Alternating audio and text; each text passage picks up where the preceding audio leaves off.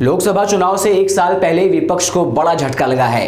3 नामी विपक्षी पार्टियों से राष्ट्रीय राजनीतिक पार्टी का दर्जा छीन लिया गया है। चुनाव आयोग ने फैसला लिया है कि जिसके अनुसार तृणमूल कांग्रेस टीएमसी, भारतीय कम्युनिस्ट पार्टी सीपीआई और राष्ट्रीय कांग्रेस पार्टी अब क्षेत्रीय पार्टी गिनी जाएंगी।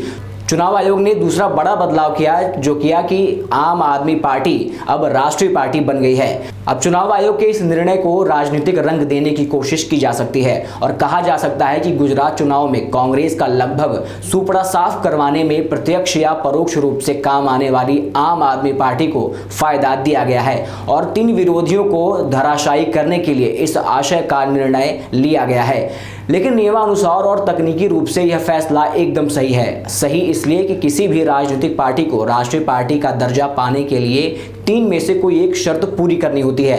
पहली शर्त यह है कि उस पार्टी को कम से कम 4 राज्यों के लोकसभा या विधानसभा चुनाव में कम से कम 6% वोट हासिल करना चाहिए। यह शर्त पूरी न करे तो लोकसभा की कुल सीटों की 2% सीटें 3 राज्यों में हासिल करे। यह शर्त भी पूरी न हो तो कम से कम 4 राज्यों में उस पार्टी को क्षेत्रीय दल का दर्जा प्राप्त होना चाहिए।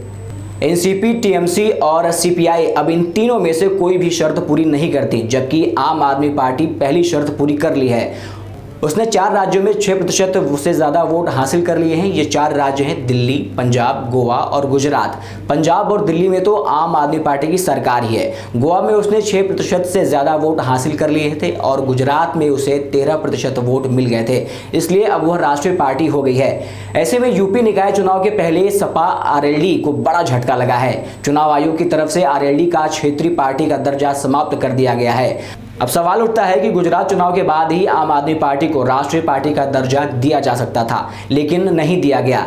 कहीं ऐसा तो नहीं कि मध्य प्रदेश, राजस्थान, छत्तीसगढ़ के विधानसभा चुनाव के मद्देनजर भाजपा और आम आदमी पार्टी के बीच कोई गुप्त समझौता हो गया हो।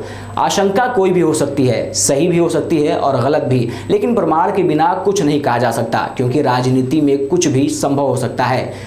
यह सही है, लेकिन प्रत्यक्ष को भले ही प्रमाण की जरूरत न हो, परोक्ष को तो हर हाल में प्रमाण ही चाहिए।